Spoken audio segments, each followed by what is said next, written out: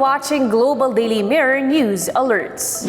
National Economic and Development Authority had suggested for the government to impose a 4-day work week to conserve energy. According to the Socio-Economic Secretary and Head of NEDA, Carl Kendrick Chua, this arrangement will limit the mobility of workers into 4 days with increased hours of duty per day. He said that Filipino will still work 40 hours per week, but instead of 5 days, this will be for 4 days, and instead of 8 hours, it will be 10 hours per day. Chua also favored a work-from-home setup. Aside from conserving energy, Chua also put forward providing targeted relief to vulnerable sectors in the country and allocating unconditional cash transfers of 2,400 pesos for the bottom 50% of the households. President Rodrigo Duterte has approved the proposed 200 peso monthly subsidy, which will be given to poor households for an entire year to ease the impact of fuel price hikes. This will amount to 33.1 billion pesos in budgetary requirements. DOF Secretary Carlos Dominguez III earlier presented the proposal to the President as he recommended to retain the excise tax on oil products despite calls for its suspension.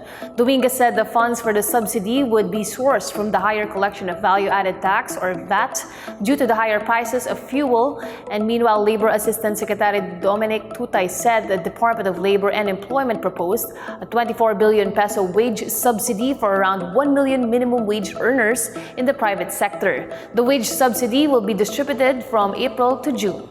The local weather bureau announced the beginning of dry season in the country. Warmer weather will be consistent in the coming weeks and months. In the last report by Pag-asa, the termination of the northeast monsoon or the cool breeze of hanging amihan marks the beginning of summer season or tag-init in the Philippines.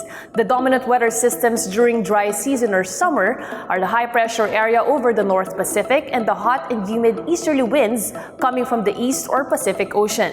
Day-to-day rainfall distribution across the country will be influenced mostly by easterlies and localized thunderstorms.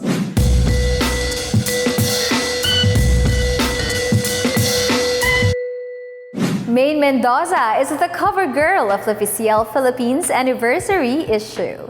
As the fashion magazine L'Officiel Philippines marks its first anniversary, actress Maine Mendoza fronts its cover for spring 2022, which features another side of her.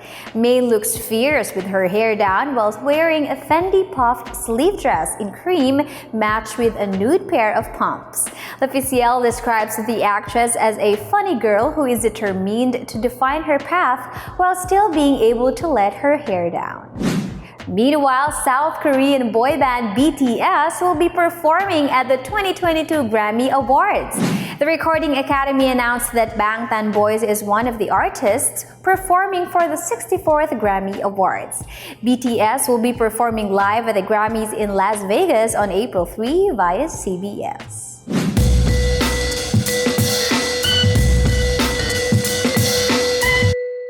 And that's the latest for this hour. Subscribe to our YouTube, Facebook, and Instagram and visit www.globaldailymirror.com. This has been Martinez. Good afternoon.